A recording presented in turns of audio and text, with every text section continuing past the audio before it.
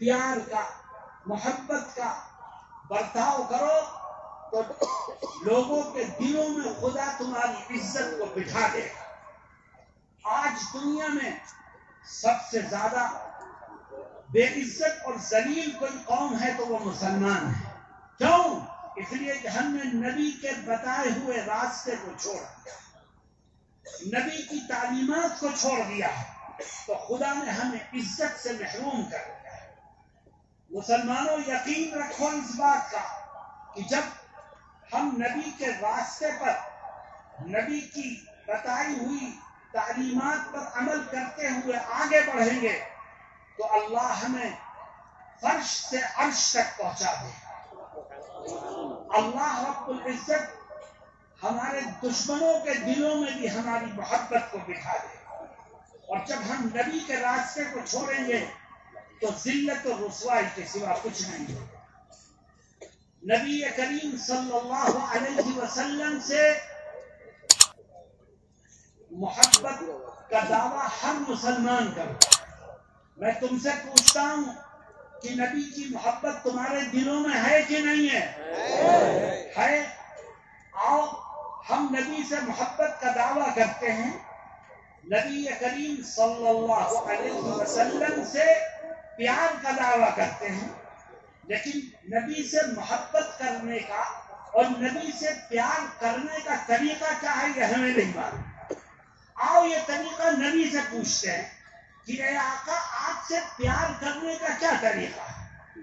جو طریقہ نبی بتائیں کیا اس سے بہتر کوئی اور طریقہ ہو سکتا ہے؟ دیکھو آقا اپنے سے محبت کرنے کا طریقہ بتاتے ہیں۔ میں نے ایک روایت پڑھی ہے، وہ عجیب و غریب روایت ہے۔ ایک صحابی ہیں حضرت عبد الرحمن ابن ابی قراد رضی اللہ عنہ، فرماتے ہیں کہ ایک دن میں نبی کریم صلی اللہ علیہ وسلم کی خدمت میں حاضر ہوا، ان کے پاس گیا تو میں نے دیکھا کہ آقا وضو فرما رہے ہیں اور چاروں طرف آپ کے صحابہ آپ کو گھیرے ہوئے کھڑے ہیں۔ آقا نے کلی کی، چہرہ دھویا، اپنا ہاتھ دھویا، اپنے پیر دھوئے، لیکن جو صحابہ آپ کے پاس کھڑے تھے وہ کیا کر رہے تھے؟ جب آپ منہ دھوتے تو منہ سے لگ کر کے جو پانی نیچے گرتا، یہ پاس کھڑے ہوئے لوگ آگے بڑھ کے اس پانی کو اپنے ہاتھوں پر لے لیتے۔ پیر دھوتے وقت جو پانی نیچے گرتا یہ لوگ اپنے ہاتھوں پر لے لیتے، اور جو نبی کے وضو کا پانی ہاتھوں پر لگتا کوئی اس کو اپنی آنکھ سے لگا لیتا، کوئی اس کو اپنے سر پر پھیر لیتا، کوئی اس کو اپنے جسم پر مل لیتا، اور ہر ایک کا یہ ماننا تھا کہ نبی کے وضو کے پانی سے زیادہ مقدس اور بابرکت کوئی پانی ہو نہیں سکتا۔ اس لیے اس پانی کا ایک قطرہ صحابہ کرام نے زمین پر نہیں گرنے دیا۔ عبد الرحمن ابن ابی قراد رضی اللہ عنہ فرماتے ہیں کہ میں یہ منظر دیکھتا رہا کہ آقا وضو کر رہے ہیں اور وضو کا پانی نیچے نہیں گر رہا ہے، آپ کے صحابہ ہاتھوں میں لے کر کے اس کو اپنے چہرے پر مل رہے ہیں، اپنے جسم پر مل رہے ہیں، اپنی آنکھوں سے لگا رہے ہیں۔ نبی کریم صلی اللہ علیہ وسلم نے پورا وضو کر لیا، کسی کو منع نہیں کیا۔ جب آپ وضو سے فارغ ہو گئے تو فرمانے لگے ما حملکم علی ھذا، اے میرے صحابہ تم نے میرے وضو کے پانی کو ہاتھوں پر لے کے کبھی آنکھوں سے لگایا، کبھی چہرے پر ملا، کبھی جسم پر پھیر لیا، یہ بتاؤ کہ ما حملکم علی ھذا، تم نے میرے وضو کے پانی کے ساتھ یہ برتاؤ کیوں کیا، یہ عمل کیوں کیا؟ تو صحابہ نے سادہ سا جواب دیا اور فرمایا حب اللہ و رسولہ، اے اللہ کے نبی ہم نے آپ کے وضو کے پانی کو زمین پر نہیں گرنے دیا، ہاتھوں پر لے کے آنکھوں سے لگایا، سر پر ملا، چہرے پر پھیر لیا، صرف اس لیے تاکہ دنیا والوں کو یہ بتا سکے کہ ہم اللہ سے اور اس کے رسول سے سچی محبت رکھتے ہیں. اس کے سوا ہمارا کوئی مقصد نہیں تھا. ہم تو محبت کے اظہار میں ایسا کر رہے ہیں. میرے دوستو اب سنو، حضرت محمد مصطفیٰ صلی اللہ علیہ وسلم فرماتے ہیں کہ اے میرے صحابہ، اگر تم مجھ سے محبت کرنا چاہتے ہو تو آؤ محبت کرنے کا طریقہ میں تم کو سکھاتا ہوں.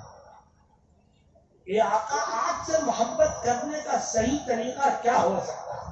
مسلمانوں سنو ایک ایک چیز اور دیکھو، اس میں پیغام بھی چھپا ہوا ہے اور اس میں تربیت بھی موجود ہے. آقا کیا کہتے ہیں؟ فرماتے ہیں کہ جو مجھ سے محبت کرنا چاہتا ہے اس کو اپنے اندر 3 خوبیاں پیدا کرنی چاہیے. جس نے یہ 3 خوبیاں پیدا کرنی وہ مجھ سے محبت کرنے والوں میں شامل ہو رہا ہے.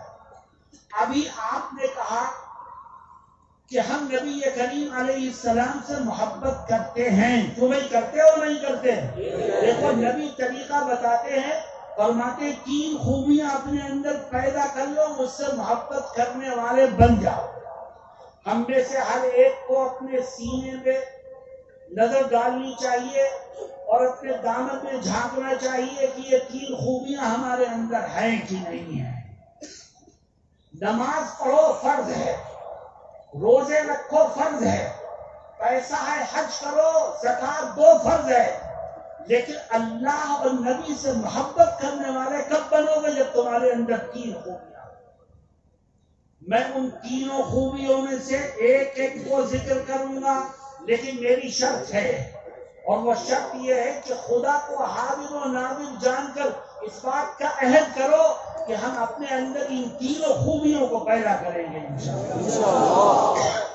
سب سے پہلی خوبی فرماتے ہیں من سرہ ان یحب اللہ ورسولہ او یحبہ اللہ ورسولہ فلیصدق حدیثہ اذا حدث. فرماتے ہیں اگر تو یہ چاہتا ہے کہ اللہ اور اس کے رسول سے محبت کرنے والوں میں تیرا نام بھی جڑ جائے، محبت کرنے والوں میں تیرا نام بھی شامل ہو جائے، تو 3 کام کر. نماز پڑھ، روزہ رکھ، حج کر، زکات دے. اس کے علاوہ 3 کام اور کر. ان میں سے پہلا کام یہ ہے کہ تو اس بات کا عہد کر لے کہ زندگی کے آخری سانس تک جب بھی بولے گا تو ہمیشہ سچ بولے گا. اگر تو ہمیشہ سچ بولے گا تو اللہ کے نبی سے محبت کرنے والوں میں تیرا نام شامل ہو جائے. تیرے سامنے مسلمان کھڑا ہو تب بھی سچ بول، ہندو سے بات کر رہا ہو تب بھی سچ بول، سکھ سے بات کر تب بھی سچ بول، عیسائی سے بات کر تب بھی سچ بول. ہر ایک سے بات کرتے ہوئے سچ بولے گا تو نبی سے محبت کرنے والوں میں تیرے نام کو شامل کر دیا جائے. تو نماز بھی پڑھتا ہے، تو روزہ بھی رکھتا ہے، تو حج بھی کرتا ہے، تو زکات بھی دیتا ہے، لیکن جب بات کرتا ہے تو جھوٹ بولتا ہے. اپنوں سے بھی جھوٹ بولتا ہے، غیروں سے بھی جھوٹ بولتا ہے. تو یاد رکھ، کبھی لوگوں کے دلوں میں تیری محبت اور تیری عظمت نہیں بیٹھ سکتی. میں تم سے پوچھتا ہوں مسلمانوں، اگر ہم ہندو سے، سکھ سے، عیسائی سے ہمیشہ سچ بولنے کی کوشش کریں تو بتاؤ لوگوں کے دلوں میں ہماری محبت بیٹھے گی کہ نہیں بیٹھے؟ بولو بھائی. اور اسلام کا سب بلند ہوگا کہ نہیں ہوگا؟ دیکھو ہمیشہ ایک بات کا خیال رکھو، اگر ہم نماز پڑھتے ہیں، دین کا کام کرتے ہیں، خدا کی عبادت کرتے ہیں تو یہ ہمارا عمل ہے، لیکن ہمارے ان نیک اعمال سے کوئی ہندو کوئی غیر کبھی متاثر نہیں ہوگا. اگر ہندو متاثر ہوگا تو ہمارے کردار سے متاثر ہوگا، ہمارے کیریکٹر سے متاثر ہوگا، ہمارے اخلاق سے متاثر ہوگا، اور وہ یہ دیکھے گا کہ نمازی تو بہت پکے ہیں، یہ حج بھی کر چکے ہیں، روزے بھی رکھتے ہیں، مگر یہ دیکھو کہ یہ سچ بولتے ہیں کہ نہیں بولتے. تھوڑے سے پیسے کے لیے جھوٹ بولتا ہے، اپنا ایمان بیچ دیتا ہے، تو تیرا نام نبی سے محبت کرنے والوں میں شامل نہیں ہو سکتا. اسلام تلوار سے نہیں پھیلا، اسلام زور زبردستی سے نہیں پھیلا، اسلام ظلم اور جبر سے نہیں پھیلا، اسلام تو بہترین اخلاق اور عمدہ کردار سے پھیلا۔ میں آپ کو بتاتا چلوں کہ آپ کے ارد گرد ہندو بھائی رہتے ہیں، اگر ہندو بھائیوں کو اس بات کا احساس ہو جائے کہ مسلمان اپنی گردن تو کٹا سکتا ہے لیکن کبھی جھوٹ نہیں بول سکتا، تو بتاؤ وہ آپ سے دوستی کرنے میں فخر محسوس کریں گے کہ نہیں کریں گے؟ اور جب آپ بھی دھوکہ دو گے، آپ بھی بےایمانی کرو گے، آپ بھی جھوٹ بولو گے، تو پرائے ہیں، اپنے بھی دشمن بن جائے۔ میں آپ کو ایک قصہ سناتا ہوں، دیکھو سچ میں کتنی طاقت۔ یو پی کا ایک شہر ہے، آپ نے نام سنا ہوگا، جو علماء ہیں وہ تو جانتے ہیں، سہارنپور۔ سہارنپور کے ایک گاؤں میں آزادی سے پہلے ایک جھگڑا ہوا، اور جھگڑا کیا ہوا؟ ایک مسجد تھی، مسجد کے برابر میں ایک پلاٹ تھا۔ ہندو کہتے تھے یہ پلاٹ مندر کا ہے، مسلمان کہتے تھے یہ تو مسجد سے ملا ہوا ہے، یہ مسجد کا پلاٹ ہے۔ دونوں میں جھگڑا ہوا، ایک طرف ہندو کھڑے، دوسری طرف مسلمان کھڑے، مسجد اور مندر کا کیس بن گیا۔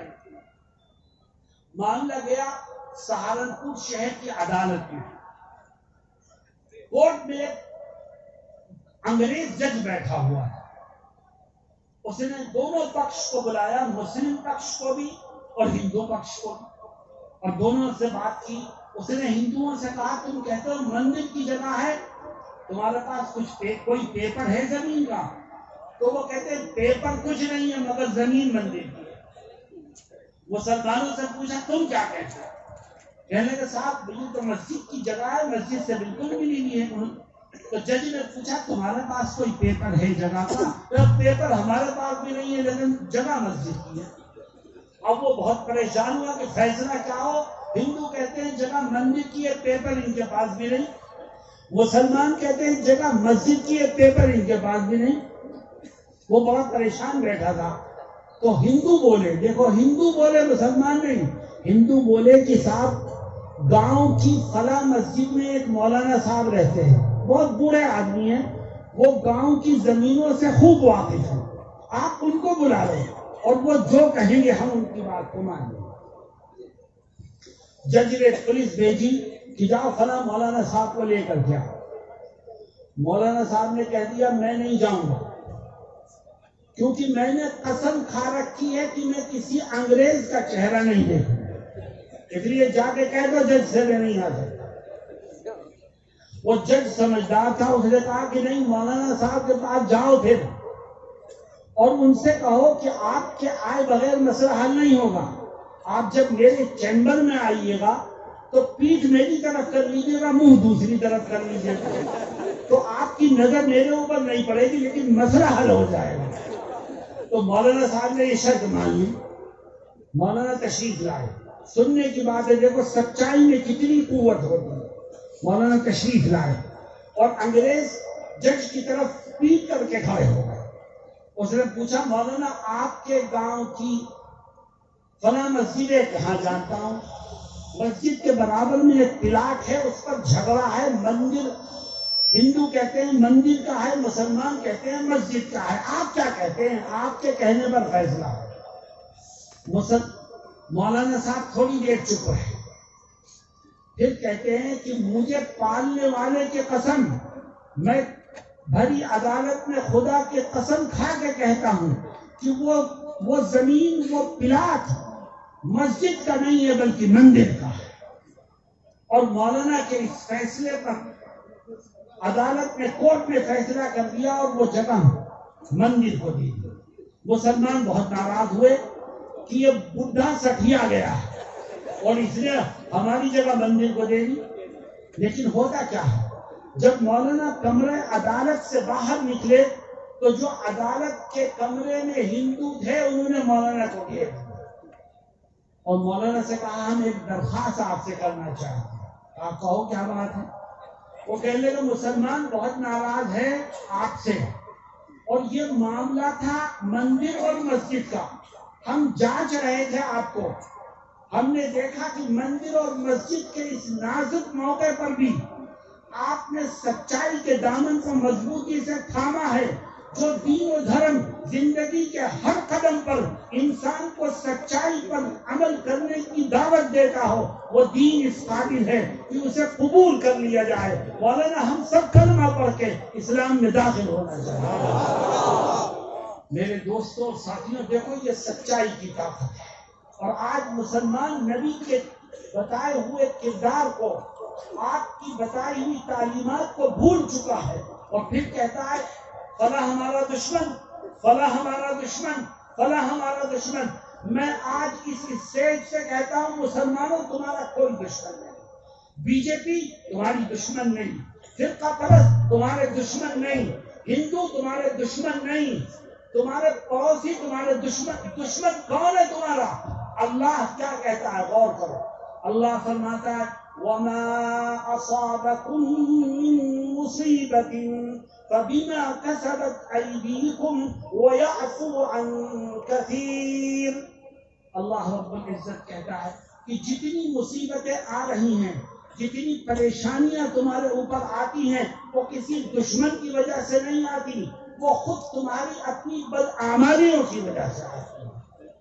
تم اپنے کردار کو درست کرو، اپنے اعمال کو درست کرو، اور پھر دیکھو رب ذوالجلال کے رحمت کے دروازے کیسے کھلتے ہیں۔ مسلمانوں، آؤ ہم طے کرتے ہیں کہ انشاءاللہ ہم جب بھی بولیں گے ہمیشہ سچ بولیں گے۔ ہم یہ نہیں دیکھیں گے کہ سامنے والا ہندو ہے کہ مسلمان ہے، سکھ ہے کہ عیسائی ہے۔ جب بھی کسی انسان سے گفتگو کریں گے ہم سچ بولیں گے، اور کسی نقصان اور کسی فائدے کی وجہ سے کبھی جھوٹ کا سہارا نہیں دیں۔ میں جانتا ہوں اس بات کو کہ بہت سے موقع پر لوگ جھوٹ بولتے ہیں نقصان سے بچنے کے لیے، اور بہت سے موقع پر لوگ جھوٹ بولتے ہیں فائدے کو حاصل کرنے کے لیے۔ لیکن مسلمانوں، میرا اور تمہارا ایمان ہے کہ نفع نقصان کا مالک تو اللہ ہے۔ تیرا جھوٹ تجھے نقصان سے بچا نہیں سکتا، اور تیرا جھوٹ تجھے فائدہ دلا نہیں سکتا۔ اسی لیے قرآن کریم میں اللہ رب العزت کیا فرماتا ہے، دیکھو غور کرو، خدا سچائی کی تعلیم دیتا ہے، اور کیا کہتا ہے، یا ایھا الذین آمنوا اتقوا اللہ وقولوا قولا سدیدا یصلح لکم اعمالکم ویغفر لکم ذنوبکم ومن يطع الله ورسوله فقد فاز فوزا عظيما۔ اللہ کہتا ہے اے ایمان والوں، جب بھی کہو درست اور سچی بات کہو، جب بولو تو صحیح بات زبان سے نکالو، جھوٹ مت بولو، دھوکہ دہی مت کرو، غلط بات زبان سے۔ اے اللہ، اگر ہم سچ بولیں گے اور صحیح بات ہی زبان سے نکالیں گے تو ہمیں ملے گا کیا؟ فرماتا ہے تمہیں دو طرح کے انعامات سے میں مالا مال کروں گا۔ سب سے پہلا انعام، اللہ کہتا ہے یا ایھا الذین آمنوا اتقوا اللہ وقولوا قولا سدیدا یصلح لکم اعمالکم۔ سب سے پہلا انعام، تم جب ہمیشہ سچ بولو گے اور صحیح اور درست بات زبان سے نکالو گے تو اللہ فرماتا ہے میں اس کی برکت سے تمہارے بہت سے بگڑے ہوئے کاموں کو بنا دوں گا۔ یصلح لکم اعمالکم، اور سچائی کی برکت سے کیا کہتا ہے دوسرا انعام، ویغفر لکم ذنوبکم، اور جب تم ہمیشہ سچ بولو گے اور صحیح بات زبان سے نکالنے کی کوشش کرو گے تو میں اس کی برکت سے تمہارے بہت سے گناہوں کو معاف کروں گا۔ میرے دوستوں اور ساتھیوں، آؤ ہم طے کریں کہ انشاءاللہ جب بھی بولیں گے سچ بولیں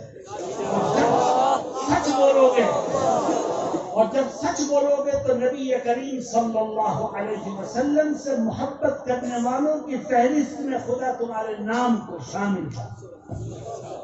میرے دوستوں اور ساتھیوں، دوسری خوبی فرمایا اگر تم یہ چاہتے ہو کہ اللہ اور اس کے رسول سے محبت کرنے والوں میں شامل ہو صلی اللہ علیہ وسلم، تو اپنے اندر تین خوبیاں پیدا کرو، اس میں سے دوسری خوبی فرماتے ہیں وَلْيُؤَدِّ أَمَانَتَهُ إِذَا اؤْتُمِنَ، دوسری خوبی یہ تو نماز روزہ حج زکات کرتے رہو، لیکن یہ خوبی پیدا کرو تو خدا اور رسول سے محبت کرنے والوں میں تم شامل ہوگا۔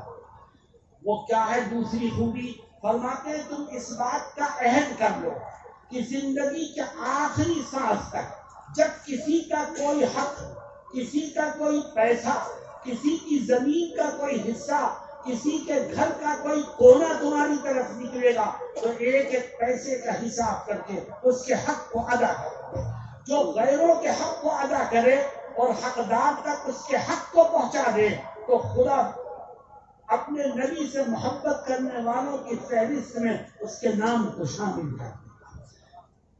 کس کا حق تمہاری طرف نکل رہا ہے؟ یاد رکھو حق حق ہے، چاہے ہندو کا ہو، چاہے مسلمان کا ہو، چاہے سکھ کا ہو، چاہے عیسائی کا ہو۔ میں آپ سے پوچھتا ہوں کہ اگر آج مسلمان ہندوؤں کا حق ادا کرنے کے لیے کھڑا ہو جائے اور جس ہندو کا حق نکلتا ہو اس کو ادا کر دے تو بتاؤ ہندوؤں کے دلوں میں محبت پیدا ہوگی کہ نہیں؟ اور جب ہم حق لوگوں کا دبائیں گے، حق تلفی کریں گے اور حق ماریں گے تو ہندو کیا ہمارے اپنے بھی ہمارے دشمن ہیں۔ میرے دوستوں اور ساتھیوں، آج حق تلفی کا گناہ مسلمانوں میں عام ہوتا ہے اور پھر روتا ہے مسلمان کہ دشمن ہمیں برباد کر رہے ہیں۔ یاد رکھو جب اللہ اور اس کے نبی کی تعلیمات کو ہم چھوڑیں گے تو اللہ اپنے دشمنوں کو ہمارے اوپر مسلط کرے گا۔ فرمایا وَلْيُؤَدِّ أَمَانَتَهُ إِذَا اؤْتُمِنَ، جس کا بھی جو حق، جو پیسہ، جو زمین تیری طرف نکلتی ہے تو اس کو ادا کر دے تو نبی سے محبت کرنے والوں میں تو شامل ہو جائے۔ میرے دوستوں اور ساتھیوں، ایک شخص نماز بہت پڑھتا ہے، ہر سال حج کرنے جاتا ہے، حافظ ہے، دیندار مانا جاتا ہے، لیکن وہ حق ادا کرنے میں کوتاہی کرتا ہے، بھائیوں کا حق نہیں ادا کرتا، بہنوں کا حق دبائے بیٹھا ہے، ہندوؤں کا حق، پڑوسیوں کا حق، سکھوں عیسائیوں کا حق دینے میں کوتاہی کر رہا ہے۔ یاد رکھو ایسے شخص کی کوئی نیکی کل میدان محشر میں اس کو خدا سے بچانے میں کام نہیں آئے گی، خدا کی پکڑ سے اس کی کوئی نیکی اسے بچا نہیں سکے۔ اللہ رب العزت کسی انسان کے حق کو مارنے والے کو کبھی معاف نہیں کرے گا۔ حدیث شریف میں یہ فرمایا گیا ہے کہ اگر کوئی شخص اللہ کا حق مار کے دنیا سے جائے گا تو اللہ کہتا ہے میں بڑا ارحم الراحمین ہوں، میں بڑا معاف کرنے والا ہوں، تو نے میرا حق مارا ہے میں تجھے معاف کر سکتا ہوں۔ لیکن جب کوئی کسی بندے کا حق مار کے جاتا ہے تو خدا کہتا ہے تو نے میرا حق نہیں مارا، میرے بندے کا حق مارا ہے، اس لیے میرے ہاں تیرے لیے معافی کا کوئی خانہ نہیں۔ میرے دوستوں اور ساتھیوں، آج مسلمان اپنے خراب کردار کی وجہ سے لوگوں کی آنکھوں میں اور لوگوں کی نظروں سے گر چکا ہے۔ ساری دنیا میں امت ذلیل و خوار ہے صرف اپنے خراب کردار اور نبی کی تعلیمات کو چھوڑنے کی۔ آؤ ہم طے کریں کہ زندگی کے آخری سانس تک جب بھی کسی کا کوئی حق ہماری طرف نکلے گا ہم اس کو ایک ایک پیسے کا حساب کر کے انشاءاللہ ادا کریں گے۔ میرے دوستوں میں ایک واقعہ سناتا ہوں۔ دیکھو اللہ کے نبی کی تعلیمات اور اللہ کی تعلیمات دونوں ایک جیسی ہیں۔ علماء جانتے ہیں کہ قرآن کریم متن ہے اور حدیث اس کی شرح ہے۔ ایسا نہیں ہے کہ حدیث میں قرآن کے علاوہ کچھ اور ہے، نہیں، جو اللہ نے فرما دیا ہے نبی نے بھی اسی کی تشریح کی ہے، اس کے علاوہ کچھ نہیں ہے۔ اللہ رب العزت کیا کہتا ہے؟ فرماتا ہے ان اللہ یأمرکم ان تؤدوا الامانات الی اہلها۔ اللہ تم کو حکم دیتا ہے کہ جس کا جو حق اور جو امانت تمہارے پاس ہے اس کی امانت کو ادا کرو۔ میرے دوستو، اس آیت کے اس ٹکڑے کے نزول کا ایک واقعہ محدثین مفسرین نے ذکر کیا۔ میں اس واقعے کو ذکر کر کے آپ کو یہ بتانا چاہتا ہوں کہ خدا آسمانوں سے اپنے نبی کو یہی تعلیم دے رہا ہے کہ جس کا حق ہے ادا کر دو، چاہے وہ حق ہندو کا ہو چاہے مسلمان کا، سامنے والے کا دین و دھرم کچھ بھی ہو، اس کا حق ہے، اس کو دیجیے۔ واقعہ کیا ہے؟ غور سے سنو، دیکھو اللہ کی تعلیمات۔ نبی کریم صلی اللہ علیہ وسلم فتح مکہ کے وقت مکے کو فتح کرتے ہوئے مسجد حرام میں پہنچے۔ مسجد حرام میں پہنچ کر کے آپ نے فرمایا کعبۃ اللہ کو کھولو، تو پتہ چلا کعبۃ اللہ کے دروازے پر تالا پڑا ہوا۔ آپ نے فرمایا اس کی چابی عثمان ابن طلحہ کے پاس ہے۔ عثمان ابن طلحہ اس وقت تک اسلام نہیں لائے تھے، کافر تھے۔ فرمایا عثمان ابن طلحہ کے پاس ہے، جاؤ عثمان سے اس کی چابی لے کے آؤ۔ صحابہ کرام دوڑے اور عثمان ابن طلحہ سے چابی لی اور نبی کریم علیہ السلام کی خدمت میں پیش کر دی۔ کس کی چابی؟ کعبۃ اللہ کے دروازے کی چابی۔ اللہ کے نبی علیہ السلام ہاتھ میں لیے ہیں چابی۔ آپ کے پاس ابو بکر بھی ہیں، وہ چاہتے ہیں یہ چابی مجھے مل جائے، عمر بھی ہیں، وہ چاہتے ہیں چابی مجھے مل جائے، علی بھی ہیں، وہ چاہتے ہیں چابی مجھے مل جائے، عثمان غنی بھی ہیں، وہ چاہتے ہیں چابی مجھے مل جائے۔ لیکن اللہ کے نبی سوچ رہے ہیں چابی کس کو دوں۔ اتنے میں یہ آیت نازل ہے اور اللہ فرماتا ہے ان اللہ یأمرکم ان تؤدوا الامانات الى اہلها۔ اے نبی، یہ چابی آپ نے ابو بکر سے نہیں لی ہے، یہ چابی آپ نے عمر فاروق سے نہیں لی ہے، یہ چابی آپ نے عثمان غنی سے نہیں لی ہے، یہ چابی آپ نے علی المرتضیٰ سے نہیں لی ہے، یہ چابی تو عثمان ابن طلحہ سے لی ہے۔ وہ اگرچہ کافر ہیں لیکن ان کی امانت ہے، اگر آپ کو دینا ہے تو عثمان ہی کو دیجئے، اس کے علاوہ کسی کو نہیں دے سکتے۔ دیکھو، امانت کسی اور تک نہیں پہنچ سکتی، امانت جس کا حق ہے اسی کو پہنچے۔ آپ نے فرمایا جاؤ عثمان ابن طلحہ کو بلاؤ۔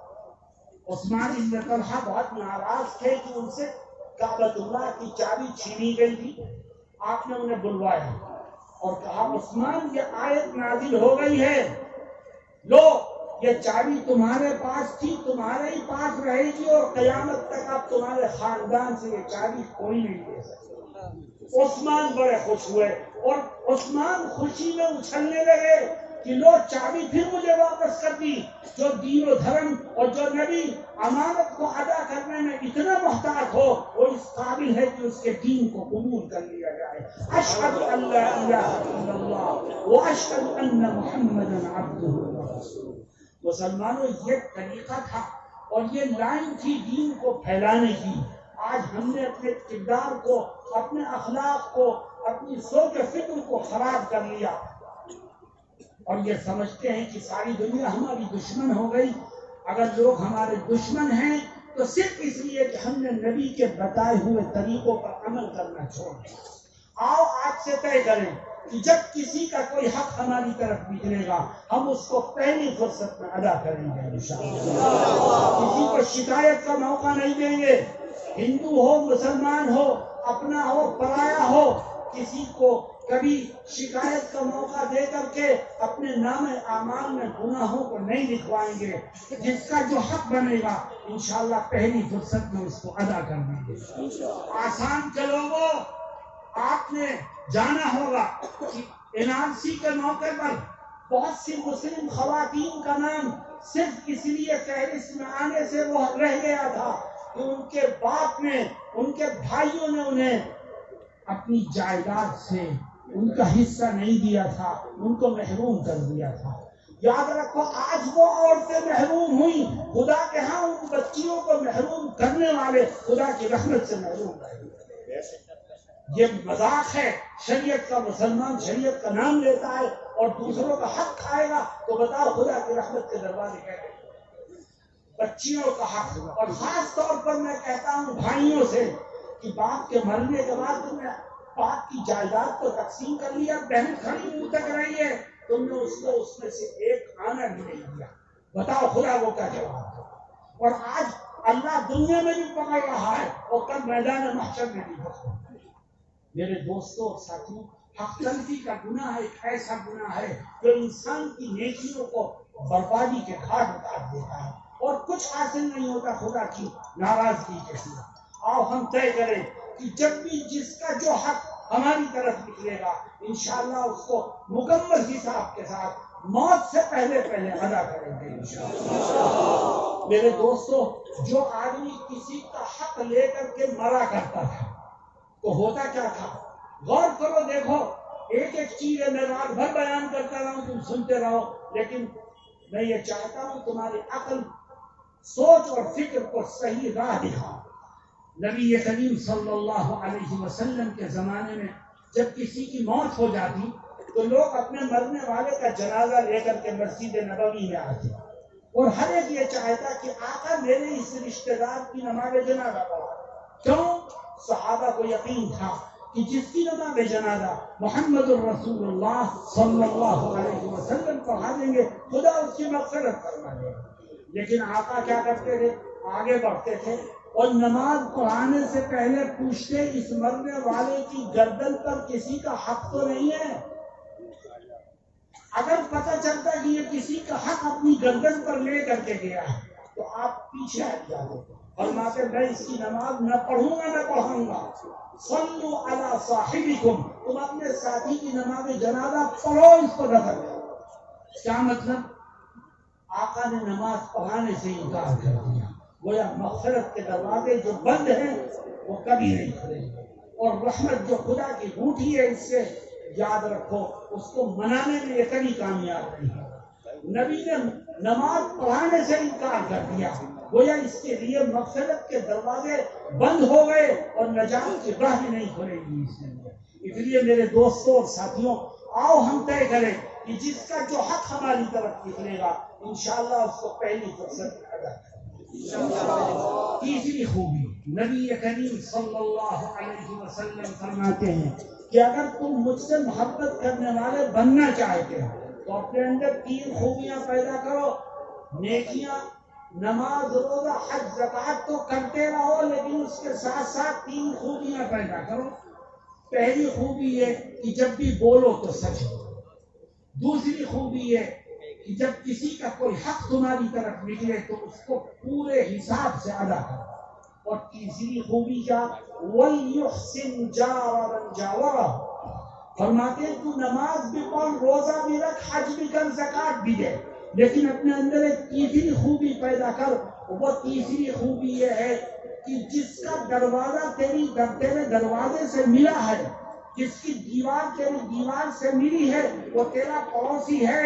اگر تو نبی سے محبت کرنے والا بننا چاہتا ہے تو یہ عہد کر لے کہ زندگی کے آخری سانس تک اپنی زبان سے، اپنے ہاتھ سے، اپنے عمل سے، اپنے کردار سے کبھی اپنے پڑوسی کے دل کو ٹھیس نہیں پہنچا۔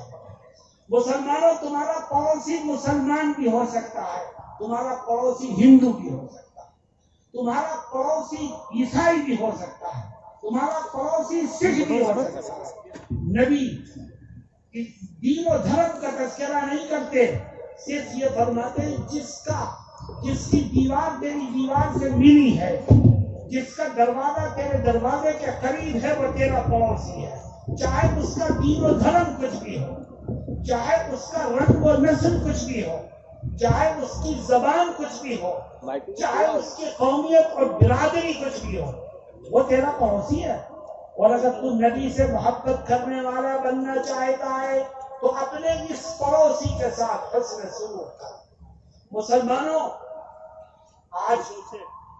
آج ہمارے آس پاس بسنے والے ہمارے ہندو بھائی ہم سے ناراض ہیں۔ کیوں؟ ہم نے پڑوسیوں کے حقوق کو ادا کرنا چھوڑ دیا۔ ہم کیا دیکھتے ہیں؟ اگر کسی پڑوسی سے ہمارا جھگڑا ہے تو ہم یہ سوچتے ہیں کہ یہ ہمارے ہاں نہیں آتا تو ہم بھی اس کے ہاں نہیں جاتے، یہ ہم سے نہیں بولتا ہم بھی نہیں بولتے، یہ ہماری مدد نہیں کرتا ہم بھی نہیں کرتے۔ لیکن یاد رکھو اگر وہ گناہ کر رہا ہے تو ہمارے لیے گناہ کرنا کیسے جائز ہو سکتا ہے؟ وہ اگر نہیں آ رہا ہے خدا کے ہاں اس کی پکڑ ہوگی، وہ اگر ہمارے ساتھ حسن سلوک نہیں کر رہا ہے خدا کے ہاں اس کی پکڑ ہوگی، لیکن ہمارے لیے اس کی وجہ سے حسن سلوک کو چھوڑنا اور اس کے حقوق کو پامال کرنا کیسے جائز ہو سکتا ہے؟ میرے دوستوں اور ساتھیوں، آج مسلمان اپنے پڑوسی کی اگر مدد کرنے والا بن جائے تو یاد رکھو بہت سے اختلافات خود بخود ختم ہو جائیں۔ ابھی امریکہ اور برطانیہ سے میرے پاس 2 فون آئے، میں وہ آپ کو بتانا چاہتا ہوں۔ ایک فون برطانیہ سے آیا اور ایک امریکہ کے کسی شہر سے آیا، اور دونوں نے ایک ہی بات کہی، صاحب یہ کرونا پھیل رہا تھا، ہمارے پڑوس میں عیسائی تھے، ان میں سے کسی ایک کا انتقال ہو گیا کرونا میں، تو گھر کے لوگ گھر میں تالا لگا کر کے اس کی ڈیڈ باڈی کو گھر کے اندر چھوڑ کر بھاگ گئے، کوئی قریب نہیں گیا۔ ہمیں پتہ چلا، مسلمانوں نے کہا ہمیں پتہ چلا، تو ہم نے جا کر کے تالا توڑا، اس کو وہاں سے نکالا اور گورنمنٹ کو اطلاع کی، اور پھر اس کی ڈیڈ باڈی کو لے کر کے قبرستان گئے اور بہت عزت کے ساتھ ان کے طریقے کے مطابق ڈیڈ باڈی کو دفن کر دیا۔ اس کا اثر کیا ہوا دیکھو، کہتے ہم نے صرف یہ ایسا اس لیے کیا کہ وہ ہمارے پڑوسی تھے۔ ان کے گھر والوں کو جب پتہ چلا کہ مسلمان پڑوسیوں نے یہ کیا ہے تو وہ ہمارے پاس اگلے دن آئے اور کہنے لگے کہ ہم تو ڈر کے مارے بھاگ گئے تھے، لیکن آپ لوگوں نے انسانیت کا جو ثبوت دیا ہے، ہمارے پاس الفاظ نہیں ہیں کہ ہم آپ کا شکریہ کیسے ادا کریں۔ میں نے کہا پھر آپ لوگوں نے کیا جواب دیا؟ تو وہ کہتے ہم نے یہ جواب دیا کہ ہم نے کچھ نہیں کیا، یہ تو ہمارے آقا نے ہمیں پڑوسیوں کے حقوق سکھائے ہیں، ہم نے ان پر عمل کیا ہے، اس میں ہمارا کوئی کمال نہیں ہے۔ تو وہ عیسائی کیا کہنے لگے جن کے آقا، جن کے نبی ان کو یہ تعلیم دیتے ہیں، وہ لوگ اس قابل ہیں کہ ان کو اپنا آئیڈیل بنایا جائے۔ اے مسلمانوں، ہمیں بھی کلمہ پڑھا کر کے مذہب میں داخل کرو۔ دیکھو یہ پڑوسیوں کے حقوق ہیں، اور آج ہم اس کو بھلا چکے ہیں۔ اسی ہندوستان میں جب کوئی مسلمان اپنے مذہب پر عمل کرتے ہوئے اپنے کسی ہندو پڑوسی کے ساتھ مشکل میں، پریشانی میں، بیماری میں اسلامی تعلیمات پر عمل کرتے ہوئے اس سے اچھا سلوک کرتا ہے تو ہندوستان کے اخبارات میں بھی اس کا چرچا ہوتا ہے۔ اور تمہارے دل میں تو یہ ہو کہ چرچا ہو یا نہ ہو، سوشل میڈیا پہ آئے یا نہ آئے، مجھے تو اپنے نبی کی تعلیم پر عمل کرنا ہے۔ یاد رکھو خدا لوگوں کے دلوں میں خود بخود تمہارے لیے محبت کا جذبہ پیدا کرتا ہے، اور آج مسلمان اس کو بھول چکا ہے، اور ایسا لگتا ہے کہ ہم آزاد ہیں، جو چاہے کریں۔ میرے دوستوں اور ساتھیوں، یہ معمولی چیز نہیں ہے پڑوسیوں کے حقوق۔ ایک دفعہ نبی کریم صلی اللہ علیہ وسلم تشریف فرما تھے، فرمانے لگے واللہ لا یؤمن، خدا کے قسم مؤمن نہیں ہے، واللہ لا یؤمن، خدا کے قسم مؤمن نہیں ہے، واللہ لا یؤمن، خدا کے قسم مومن نہیں ہے۔ صحابہ کہتے ہیں ہم گھبرا گئے، کون مومن نہیں ہے جس کے بارے میں آقا بار بار کہہ رہے ہیں مومن نہیں ہے؟ قیل من یا رسول اللہ، پوچھا گیا اے اللہ کے نبی کون مومن نہیں ہے؟ آپ نے فرمایا الذی لا یؤمن جارہ بوائقہ، فرمایا وہ شخص مومن نہیں ہے جس کی شرارتوں سے اس کا پڑوسی محفوظ نہ رہے، چاہے وہ ہندو پڑوسی ہو چاہے مسلمان پڑوسی۔ میرے دوستوں اور ساتھیوں، آؤ ہم طے کریں کہ انشاءاللہ ہم نبی کی ان تعلیمات پر عمل کریں گے اور پیغام امن کو عام کریں گے۔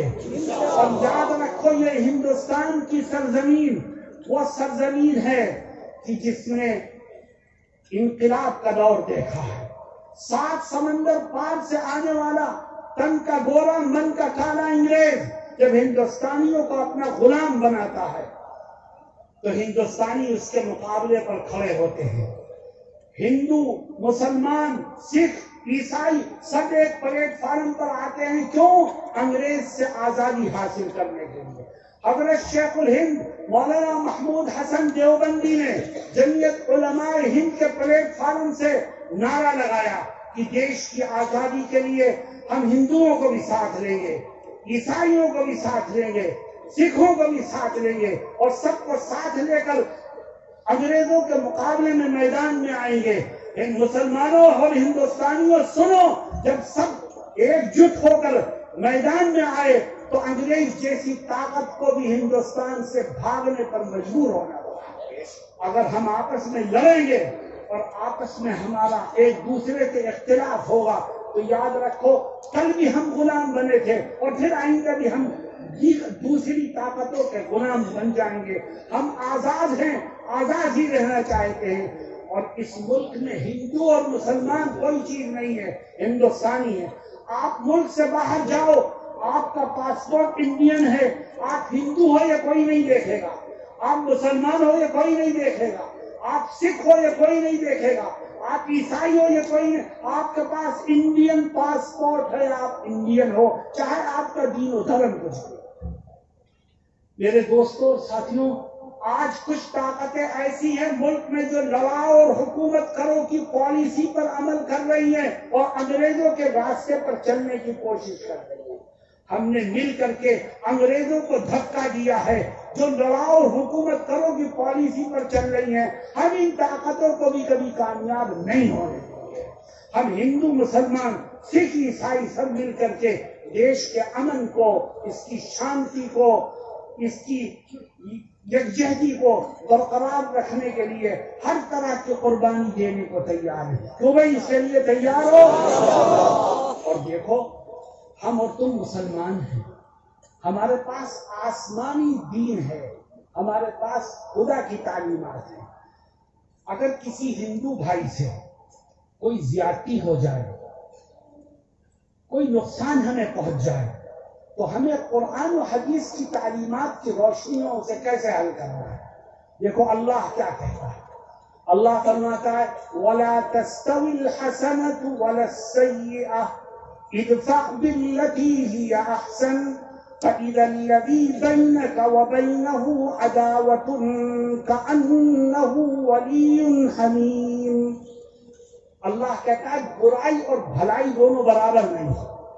اگر کسی نے تمہارے ساتھ برائی کی ہے، کسی نے تمہیں نقصان پہنچا دیا، کسی نے تمہیں پریشان کیا ہے، کسی نے تمہارے ساتھ شرارت کی ہے، تو اللہ کہتا ہے تم اس کی برائی کے بدلے میں برائی اس کے ساتھ مت کرو. اے اللہ پھر ہم کیا کریں؟ فرمایا تم برائی کے بدلے میں اس کے ساتھ اچھائی کرو. اس نے تمہیں نقصان پہنچایا، تم اس کو فائدہ پہنچاؤ. اس نے تمہیں پریشان کیا، تم اس کے لیے امن کا ذریعہ بنو، سکون کا ذریعہ بنو، اس کی مدد کرو. اے اللہ، اگر ہم برائی کے بدلے میں بھلائی کریں گے تو ہمیں ملے گا کیا؟ فرمایا فَإِذَا الَّذِي بَيْنَكَ وَبَيْنَهُ عَدَاوَةٌ كَأَنَّهُ وَلِيٌّ حَمِيمٌ. اگر تو برائی کے بدلے میں بھلائی کرے گا، ہندو بھائی کے ساتھ، اپنے پڑوسی کے ساتھ، اپنے پارٹنر کے ساتھ بدسلوکی کا جواب اچھے انداز سے دے گا تو خدا وعدہ کرتا ہے، کہتا ہے آج جو تیرا جانی دشمن بنا ہوا ہے میں کل اس کو تیرا جگری دوست بنا دوں گا. یہ تو اللہ کہہ رہا ہے، میں نہیں کہہ رہا. اور دیکھو وہ خدا جو انسان کے قلوب کا مالک ہے، انسان کے دل کو جدھر چاہے پھیر دے.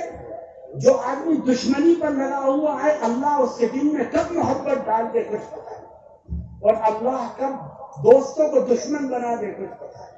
اس لیے میرے دوستوں اور ساتھیوں، میں آپ سے درخواست کرتا ہوں کہ امن کے ساتھ، پیار کے ساتھ، محبت کے ساتھ ایک دوسرے کے کام آتے ہوئے اپنی زندگی کے صبح و شام کو گزارو اور نبی کی تعلیمات پر عمل کرو.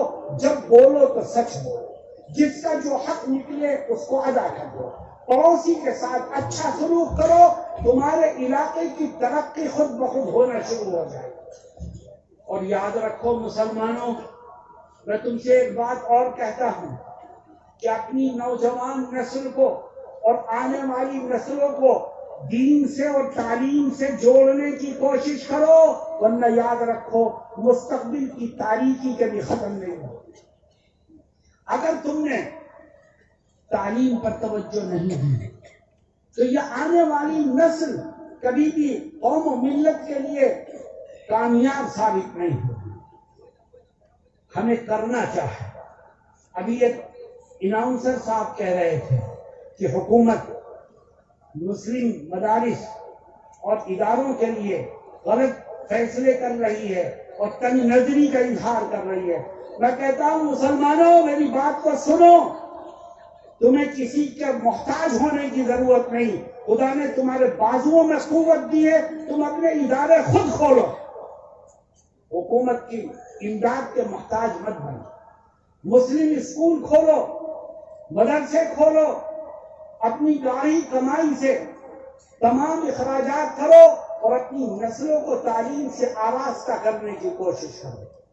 مجھ سے ابھی ایک ساتھی نے کان میں آ کے کہا کہ عصری تعلیم کے اداروں کی بہت کمی ہے۔ میں ایک بات اور کہتا ہوں، میرا یہ مشن ہے عصری تعلیم کو عام کرنے کا۔ جمعیت علماء کے اسٹیج سے میں اس کام کو کر رہا ہوں، لیکن ایک اہم چیز ہے جس کی طرف میں آپ کو متوجہ کرنا چاہتا۔ عصری تعلیم کوئی چیز نہیں، اصل چیز کیا ہے؟ آپ اپنے بچے کو ڈاکٹر بنانا چاہتے ہو بناؤ، انجینئر بنانا چاہتے ہو بناؤ، سائنسداں بنانا چاہتے ہو بناؤ، کوئی اور بہتر سے بہتر ڈگری دینا چاہتے ہو دو، لیکن صرف ہماری ایک گزارش ہے کہ اس کو سب سے پہلے دیندار بنانے کی کوشش کرو۔ اگر وہ پکا سچا مسلمان ہے اور پھر ڈاکٹر ہے، پھر انجینئر ہے، پھر سائنسداں ہے، تو یاد رکھو وہ جہاں پر بھی جائے گا اپنے دین و دھرم کو ساتھ لے کے جائے گا۔ اس لیے مسلم اسکول، مسلم کالجز، مسلم یونیورسٹیز کھولو جہاں پر عصری تعلیم اسلامی ماحول میں دینے کا نظام ہو۔ اگر آپ نے مسلم اسکول کھولا، مسلم کالجز کھولے اور آپ کے ہاں کا ماحول وہی ہے جو غیروں کے اداروں کا ہے، غیروں کے اسکولوں کا ہے، جو غیروں کے کالجوں کا ہے، تو پھر آپ میں اور غیروں میں کیا فرق ہے؟ مسلمانوں، آج امت کو ایسے مسلمان نوجوانوں کی ضرورت ہے جن کے پاس ڈاکٹریٹ کی ڈگری ہو اور ایمان کی حلاوت موجود ہو، جن کے پاس انجینئرنگ کی ڈگری ہو اور اسلامی کردار ہو، جن کے پاس جدید تعلیم ہو اور اسلامی اخلاق ہو۔ اگر آپ کا بچہ ڈاکٹر بن گیا لیکن ڈاکٹر بن کے وہ ایسے ہی دھوکہ دیتا ہے جیسے دوسرے دھوکہ دیتے ہیں، تو پھر اس کے ڈاکٹر بننے سے کیا فائدہ؟ آپ کا بچہ انجینئر بن گیا اور ایسے ہی جھوٹ بولتا ہے جیسے دوسرے جھوٹ بولتے ہیں، ایسے ہی چونا لگاتا ہے جیسے دوسرے چونا لگاتے ہیں، تو اس کی تعلیم سے اس کو کوئی فائدہ نہیں ہوگا۔ اس لیے میرے دوستو، عصری تعلیمی ادارے کھولو اور پڑھنے والے بچوں کی برین واشنگ کرو تاکہ ان کو یہ پتہ چلے کہ ہم مسلمان ہیں اور ہمارا مذہب ہمیں کس طرح زندگی گزارنے کی تعلیم دیتا ہے۔ آپ نے نام سنا ہوگا ایک ملک کا ساؤتھ افریقہ، دبئی نام سنا ہے؟ میں 2 سال پہلے ساؤتھ افریقہ گیا۔ عیسائی ملک ہے، کالوں کا ملک ہے، اور کالے زیادہ تر عیسائی ہیں اور بہت سے دہریہ بھی۔ میں ایک شہر میں پہنچا تو کچھ علماء مجھ سے ملے آئے اور کہنے لگے ہم نے یہاں ایک مسلم اسکول کھولا ہے، آپ چل کے اسے دیکھ لو گا۔ میں نے کہا چلیے۔ ہم گئے تو بچے، انٹرول تھا، بچے کھیل رہے تھے، ان کا ڈریس تھا کرتا پائجامہ، اور دیکھنے ہی سے پتہ چل رہا تھا مسلمان بچے۔ میں نے کہا کہ آپ کو اس ملک میں اس ڈریس کے ساتھ کرتے پیجامے کے ساتھ اسکول کھولنے کی اجازت مل گئی؟ کہنے لگے ہاں مل گئی۔ میں نے کہا وہ ایجوکیشن کے محکمے سے لوگ آتے ہیں جانچ کے لیے کہ ہاں آتے ہیں، وہ کہتے ہیں آپ بہت اچھا کام کر رہے ہیں، کرتے رہو۔ میں نے کہا یہ کالے بھی اپنے بچوں کو لے کے آتے ہیں عیسائی؟ کہنے لگے کہ ہاں یہ بھی اپنے بچوں کو لے کے آتے ہیں۔ میں نے کہا پھر؟ کہتے ہم ان سے کہتے ہیں کہ ان کو یہاں مت داخل کرو، اپنے اسکولوں میں لے جاؤ، یہاں داخل کرو گے تو انہیں نماز پڑھنی پڑے گی، انہیں کلمہ پڑھنا پڑے گا، انہیں رمضان میں روزے رکھنے پڑیں گے۔ تو وہ ماں باپ کہتے ہیں ہم تو یہیں پڑھوائیں گے، تم چاہے نماز پڑھواؤ، ان سے کلمہ پڑھواؤ، قرآن پڑھواؤ، مگر ہم یہ محسوس کرتے ہیں کہ ہمارا بچہ یہاں پڑھے گا تو انسان بن کے نکلے گا۔ میرے دوستو یہ کیوں؟ اس لیے کہ مذہب کی تعلیم کے ساتھ ساتھ ایڈوانس ایجوکیشن اگر دی جائے، مذہب کے ماحول میں ایڈوانس ایجوکیشن اگر پڑھائی جائے تو یقیناً ایک مسلمان کے لیے فخر کی بات ہوگی۔ لیکن مذہب کو چھوڑ کر صرف تعلیم پر زور دینا یہ مسلمان کی شایع نشان نہیں ہے۔ میں اپنے جوان ساتھیوں سے یہ اپیل کروں گا کہ آپ اپنے علاقے میں ایجوکیشن کو عام کرنے کے لیے مسلم اسکول، کالجز، یونیورسٹیز کو کھولنے کا پلان بنائیے، لیکن سب سے اہم چیز یہ ہے کہ اسلامی کلچر، اسلامی تہذیب اور اسلامی ماحول میں اگر ایڈوانس ایجوکیشن ہوگا تو قوم کو فائدہ پہنچے گا، ورنہ اس کا کوئی فائدہ نہیں ہوگا۔ میرے دوستوں اور ساتھیوں، میں مبارکباد دیتا ہوں ان ایڈوکیٹس کو، ان نوجوان ساتھیوں کو جنہوں نے اس بہترین پروگرام کو منعقد کیا، وہ مبارکباد کے مستحق ہیں۔ ان کا جذبہ بہت ایمانی جذبہ ہے۔ میں نے اس جذبے کو صرف صحیح رخ دینے کی کوشش کی۔ ان کا مذہب، ان کا جذبہ قابل قدر جذبہ ہے۔ مجھ سے کہا گیا کہ اس پروگرام میں شریک مت ہو۔ آپ کے اسی علاقے سے میرے پاس ٹیلی فون گئے کہ وہ مذہبی پروگرام نہیں ہے، وہ تو سیاسی پروگرام ہے، اس میں آپ آئیں گے تو اچھا نہیں ہوگا۔ لیکن میں نے معلومات کی اور مجھے ان جوانوں کے جذبات کا پتہ چلا، تو میں نے کہا میں ان کے جذبات کی قدر کرتے ہوئے ان کے حوصلے کو بڑھانے کے لیے ضرور جاؤں گا۔ اور میں آپ کی خدمت میں حاضر ہوں اور اللہ سے دعا کرتا ہوں کہ رب ذوالجلال مجھے اور آپ کو کہنے اور سننے سے زیادہ عمل کی توفیق سے مالا مال فرمائے۔ دوستو، مجھے معلوم ہوا ہے کہ یہاں ایک مسجد کی بنیاد بھی رکھی جا رہی ہے۔ تو بھائی ایسا ہے؟ دیکھو، مسجد اللہ کا گھر ہے، اللہ کا گھر ہے، اور اللہ ہم سب کا رب ہے۔ اگر خدا کے گھر کے بنتے ہوئے ہماری طرف سے کوئی ایک اینٹ لگ جائے، ایک روڑی لگ جائے، تھوڑی سی خدمت کا ہمیں بھی موقع مل جائے، تو یاد رکھو مسلمانوں، یہ ہماری نجات کے لیے کافی ہے۔ مسجد بننے جا رہی ہے اور مسجد اللہ کا گھر ہے۔ آپ خدا کی طاقت سے واقف ہو، آپ میں سے کوئی حصہ نہ لے، تب بھی اللہ اپنی طاقت سے مسجد کو بنا کے کھڑا کر سکتا ہے۔ اگر ہم حصہ لیں گے تو ہم خدا پر احسان نہیں کریں گے، ہم اگر حصہ لیں گے تو اس کا نفع ہمیں کو ملے گا۔ من عمل صالحا فلنفسه ومن اساء فعليها۔ اللہ کہتا ہے جو کوئی نیکی کا کام کرے گا تو اس کا نفع خود اسی کو ملے گا، اور جو گناہ کرے گا تو نقصان بھی وہی اٹھائے گا۔ میرے دوستو، میں آپ سے پوچھنا چاہتا ہوں کہ علاقے میں مسجد کی ضرورت ہے کہ نہیں ہے تو آپ اس کو بنانے میں مدد کرو گے؟ جس سے جو ہو سکے اس میں حصہ لے، اور جو حصہ لے وہ صرف اپنے رب کی رضا کے لیے حصہ لے، اللہ کے سوا کسی کو دکھانے کے لیے نہیں، کسی سے واہ واہ سننے کے لیے نہیں، صرف خدا کو راضی کرنے کے لیے۔ اور جو حصہ لے گا اللہ رب العزت اس کو دنیا اور آخرت کی کامیابیوں سے مالا مال فرمائے گا۔ حدیث شریف میں آتا ہے، من بنا مسجدا للہ بنى اللہ له بیتا فی الجنہ۔ جو شخص اللہ کے لیے اس کے کسی گھر کو بنانے میں حصہ لے گا تو تو اللہ رب العزت اس کے بدلے میں جنت میں اس کے لیے محل کو تعمیر فرمائے گا۔ اللہ رب العزت ہم سب کو نیک راہوں پر چلنے کی توفیق عطا فرمائے۔ وآخر دعوانا ان الحمد للہ رب العالمین۔